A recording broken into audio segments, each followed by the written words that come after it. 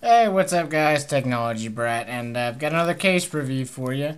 And today it's the Speck Candyshell. Now, this particular candy shell comes exclusive from AT&T. This is the they call it the cotton candy, I believe. The blue and pink. And hey, I know you guys are already gonna jump all over me for rocking a blue and pink case, but you know what?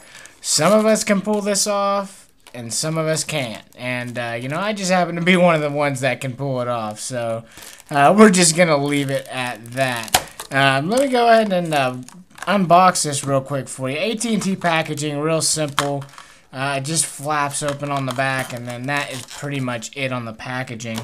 A little bit different here. Speck usually does include screen shields, but when you get it from AT&T, I'm not sure why, but they don't include screen shields or anything. All it is just this little piece of whatever with some documentation, about how to install your candy shell, which I think we know how to install a candy shell. It also does have this cover on the back whenever you buy it to protect it while it's, been shipped to the stores to keep it from getting scratched up and stuff. So this is it. This is the Speck Candy Shell.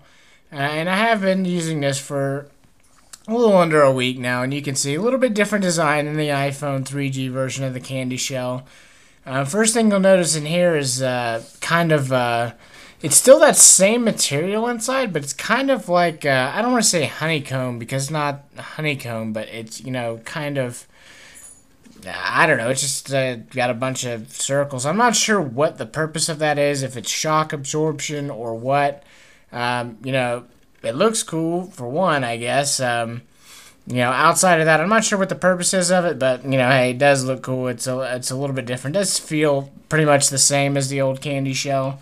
But let's go ahead and get the iPhone 4 in the case and go ahead and do the full review. There you go. Look at me dropping my iPhone 4 and it's not even protected.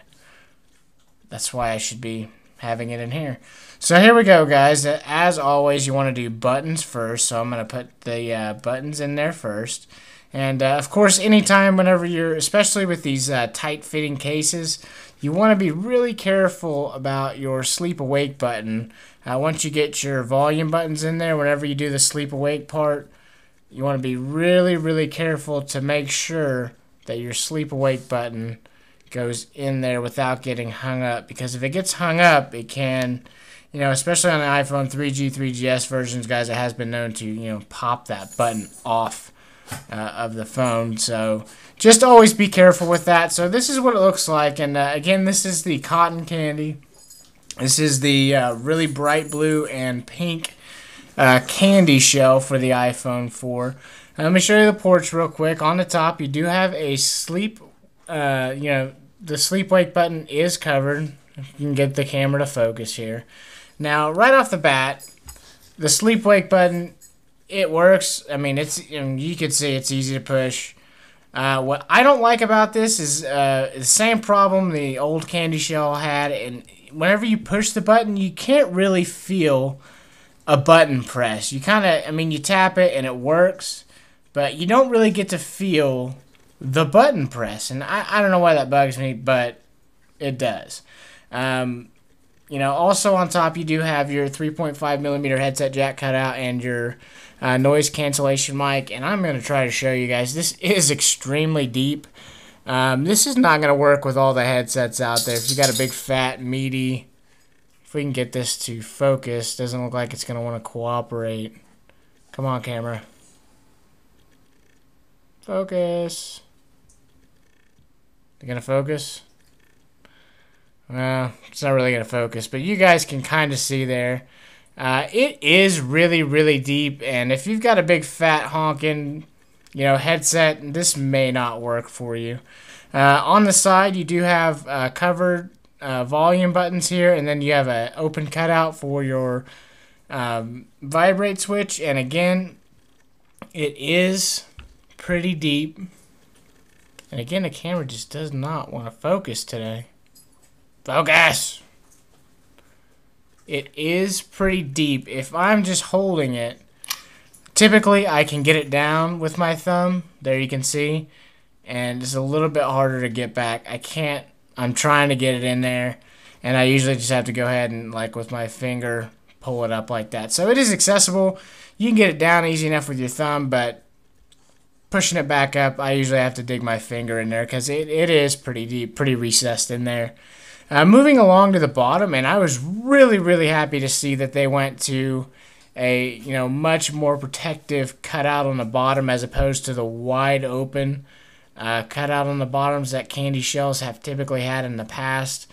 So you do have the opening for your 30-pin connector, and then just, your speaker and microphone. And then the rest is, nicely covered. So I do really like that quite a bit. And this side, of course, there is nothing at all. On the back, there's your cutout for your camera and for your LED flash. A nice big cutout. Again, it is deep, but they did go ahead and put black around the, instead of, see these cutouts here, it's blue and pink here. And here it's also blue and pink, but here they made it all black. And I think they did that because of the LED flash to make sure that, there is no glare issues or whatever. So that is nice. The cutout is very, very well done. No issues there. The case itself, it does suffer from the same issues as the old Candyshell. If I can show you. There it is. See it right there, guys. Mine's actually done pretty good so far. It's not getting really scratched up because I do use the lay on the table quite a bit, which I'll show you in just a second. But you can see, it is going to get pretty much just like this all the way over the back. Candyshells are notorious for it, guys. This is going to be no different. It is going to get scratched up. That's just the way it goes. Better to be on the case than on your phone. So now back to the front, that lay on the table lip, you can see it is pretty nice, pretty generous. That's the way I usually, there I go knocking the camera over. This is the way I usually set my phone down, like that. You can set it down just like that, and it's, nice and flat, no big deal. But you get a really generous lay on the table lip, really solid, and it's really grippy too. That soft inner lining that the Candyshells have, it's really grippy. You set it on the table, it's just not going anywhere. I like the Candyshell, guys. I've always liked it for iPhone 3G, 3GS, again for iPhone 4. This is a really awesome case. So if you're having a hard time finding it online, I know SpeckProducts.com has been out of them for a while. Haven't been able to find them really anywhere. Amazon, sometimes you can find them, but most of the time not. Head on down to your AT&T store. They may have some of these in. This is the cotton candy pink and blue.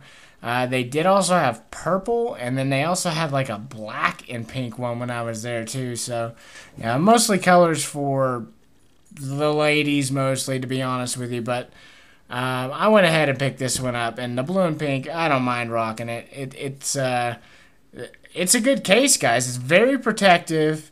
It's bulky, but it's not like OtterBox bulky. If I can show you, let me grab my OtterBox real quick. And I'll pull it out of there. And you guys, just to kind of compare, you can see it's not as bulky as the OtterBox. It is still bulky. But not nearly as bulky as the OtterBox. It's kind of like, you can see the OtterBox, how it has this part. It's almost as thin as that part, but well, you can see. You can see it's definitely beefy, but it's not as beefy as that OtterBox is. So, to me, it really combines the perfect amount of protection, style, and longevity. It's going to hold up. The only thing negative I can really say about the Speck Candyshell is that it does get scratched up. And that's it, guys. I like it. I recommend it. It's really hard to get right now. This is probably the best case I've used so far for the iPhone 4. Was always one of my favorite cases for the iPhone 3G, 3GS. Be careful putting it in and taking it out, because it is a very tight-fitting case.